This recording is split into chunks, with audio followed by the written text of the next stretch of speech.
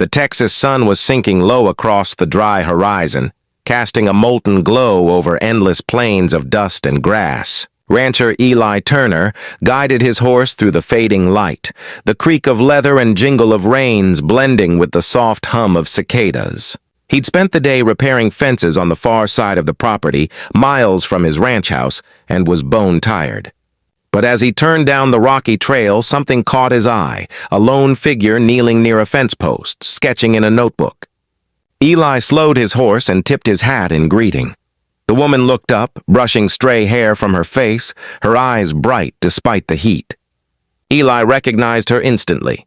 Clara Hayes, the new wildlife researcher from Austin. She had been surveying the land for months, studying snake habitats and migration patterns.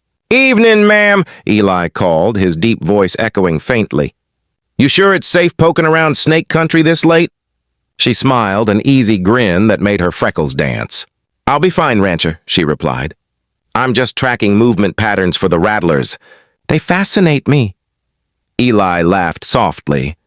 "They fascinate me too," he said, dismounting, from about 10 feet away.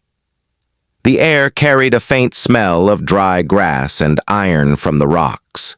Clara chuckled, squinting at him with amusement. "You're not scared, are you?" she teased. Eli shook his head. "I respect 'em. That's different from fear."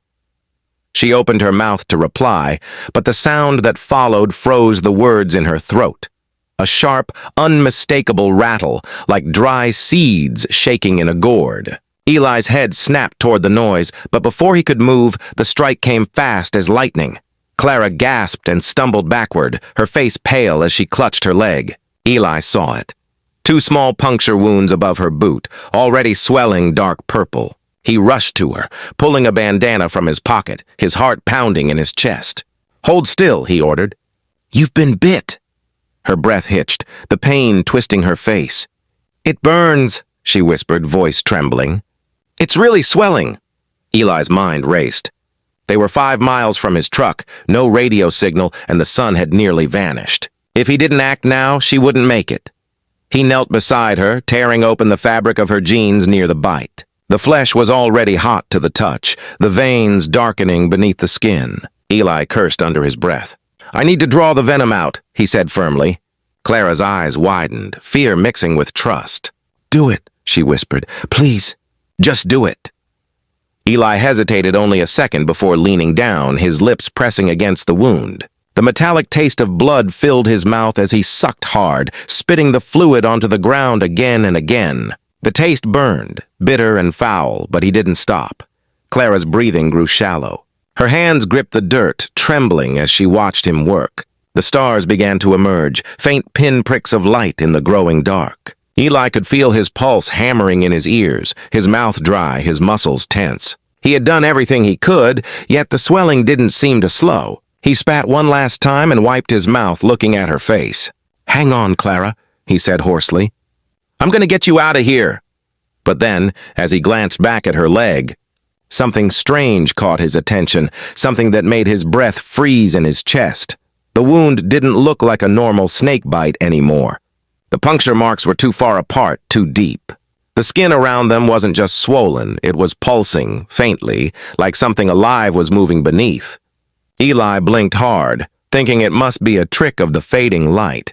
He leaned closer, squinting. The flesh rippled under his fingers. Clara groaned, a low, pained sound that sent a chill down his spine. "It hurts worse now," she whispered. "What's happening?" Eli stepped back, shaking his head slowly. "I don't know," he murmured. "It's not right." He glanced toward his horse, knowing they needed help, fast.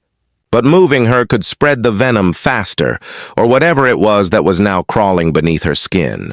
Clara's breathing came in ragged gasps, her eyes darting from him to her leg. "Eli," she whispered weakly. "Is it bad?" He knelt again, forcing a calm he didn't feel. "It's gonna be all right," he said, though his voice wavered. He wrapped his torn bandana above the wound, tightening it to slow the blood flow. "Stay with me, Clara. Don't you close your eyes." She nodded faintly, tears glistening on her lashes.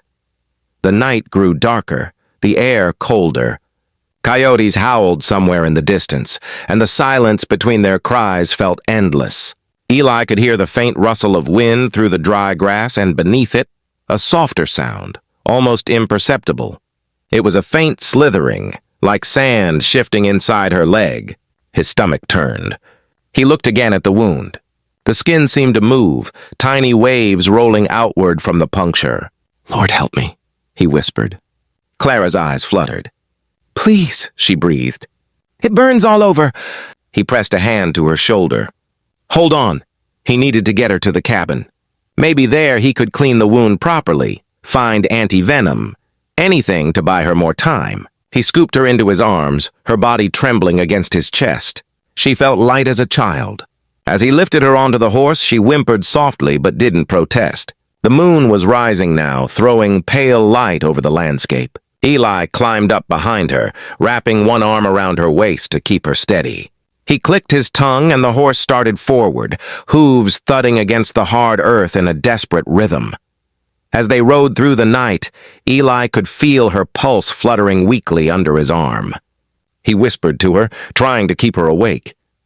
"You're going to be fine, Clara. Just hang on."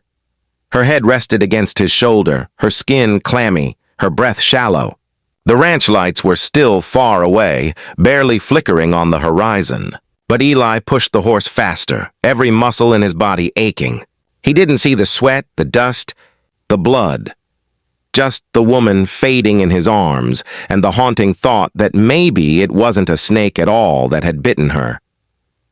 When they finally reached the ridge above the ranch, Eli slowed for a moment, catching his breath. He looked down at Clara's leg. The swelling had spread up to her thigh, and the movement beneath the skin had grown stronger.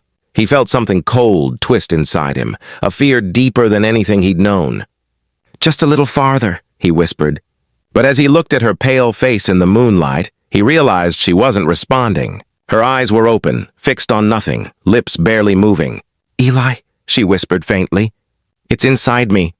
He tightened his grip, and for the first time that night, the rancher's hands trembled. The horse thundered down the ridge, hooves hammering against the dry earth as Eli fought to keep Clara upright. Her body was limp in his arms, her breathing shallow, her face slick with sweat. The wind whipped across his face, stinging his eyes, but he didn't dare slow down. The ranch lights flickered like beacons in the distance, promising safety. He leaned close, whispering, "Hold on, Clara, we're almost there." But the words felt hollow, swallowed by the night. Each second stretched longer, the air thick with fear and dust as her pulse weakened beneath his trembling hand. They burst through the gate and reached the cabin. Eli leaped from the saddle, cradling Clara's fragile form against his chest. He kicked open the door and laid her gently on the old wooden table, grabbing a lantern from the shelf. The golden light illuminated her leg, and what he saw nearly made him drop the lamp. The skin around the wound was torn open slightly, twitching as though something inside was alive. Beneath the translucent layer of swelling, faint shadows twisted and coiled, like veins that didn't belong to a human body. Eli staggered back, whispering, "Dear God!" Clara moaned weakly, her fingers gripping the table's edge. "It's moving," she gasped. Eli steadied himself, forcing calm into his voice. "I know. I'm gonna help you. Just hang tight." He rummaged through his supplies, pulling out a bottle of whiskey and a knife. His hand shook as he poured the liquor over the blade and the wound. Clara's body arched from the sting, a cry escaping her lips. "I'm sorry," he said hoarsely. "I just gotta see what's in there." He pressed the knife's tip into the swollen flesh, slicing carefully, and what emerged made his blood run cold. From the incision crawled a small, black scorpion, its tail curled, dripping venom mixed with blood. Eli's stomach turned as he smashed it instantly with his knife handle. The sound of the crunch echoed through the silent cabin. Clara's eyes widened in horror, tears welling up. "That came out of me," she whispered, trembling. "What's happening to me?" Eli could barely breathe. "You said you were tracking nests," he muttered. "Where'd you go today?" Her voice was faint. "Down near the dry creek bed. I found holes in the rocks. Hundreds of them."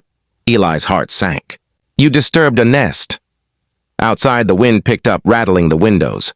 Eli lit another lantern, the shadows flickering across the cabin walls. He wiped his brow and wrapped Clara's leg in clean cloth, trying to stop the bleeding. Her face had gone pale, her pulse faint. "Stay with me, Clara," he pleaded. She reached for his hand weakly. "I don't feel my leg," she whispered. "It's spreading." Eli looked down and froze. Tiny movements traced up her thigh, like ripples beneath her skin.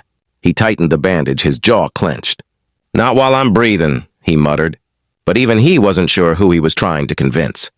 Minutes dragged into hours. Eli sat by her side, the ticking of the clock filling the heavy silence. Every now and then, Clara would stir, murmuring in pain, her skin slick with sweat.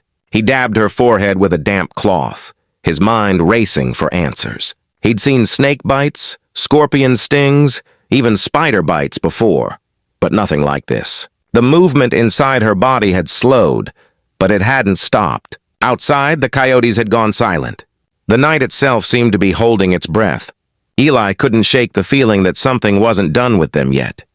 Just before midnight, Clara's eyes snapped open. She sat up suddenly, gasping for air, her body trembling violently. Eli rushed to her, holding her shoulders. "Easy, you're all right?" But she wasn't hearing him. Her eyes were glassy, distant. "They're still here," she whispered, voice shaking. "They're under the floor. They're coming." Eli frowned, confused. "Who's coming?" She turned her gaze toward the wooden planks beneath the table. A low scratching sound echoed from below, faint but real. Eli froze. Then came another and another, tiny claws scraping against wood. The sound grew louder. He grabbed his rifle from the wall and pointed it at the floorboards. The scratching multiplied, dozens, maybe hundreds of tiny movements like rain pattering beneath the earth. Then, with a splintering crack, a section of the floor burst open. Eli stumbled back, eyes wide as a swarm of black scorpions spilled out, glowing faintly under the lantern light. Clara screamed as they scattered across the floor, some climbing the table legs, others vanishing into the corners. Eli fired a shot, the sound deafening, but there were too many. He stomped and smashed at them, his heart pounding like a drum. Clara fell to the ground, her body convulsing as one of the scorpions crawled up her arm. Eli swept it away and crushed it under his boot. "Clara, stay with me," he shouted, lifting her again. She gasped, clutching his shirt. "Don't let them take me," she whispered. He carried her outside into the cold night, leaving the chaos of the cabin behind. The moonlight bathed them in silver as Eli laid her down on the grass. She looked up at him, her breathing shallow. "You already saved me once," she whispered faintly, a weak smile flickering across her face. "That's enough." Eli shook his head violently. "No, you're gonna make it, Clara. You hear me?" But she was fading fast, her heartbeat slowing beneath his fingers. Her eyes fluttered, her lips parting one last time. "Thank you," she breathed. Then she went still. The silence that followed felt endless. Eli stared at her lifeless face, disbelief clouding his vision. His chest ached as he held her, the wind tugging at his hat. For a long moment, the only sound was the soft whisper of the plains. Then, faintly, he heard it again, the scratching somewhere beneath the soil nearby. At dawn, the sheriff and a medic arrived, but it was too late. They took Clara's body, covering her gently, and offered Eli quiet condolences. He said nothing. After they left, Eli walked back toward the cabin, the rising sun turning the sky blood red. He stopped near the spot where she'd been bitten. The earth was disturbed, small mounds of loose dirt scattered everywhere. He knelt, brushing his hand over the ground. It was riddled with tiny holes, freshly dug, stretching toward the horizon. The faint sound of movement echoed from below. Eli's hand trembled. For the first time in his life, the old rancher truly froze in fear.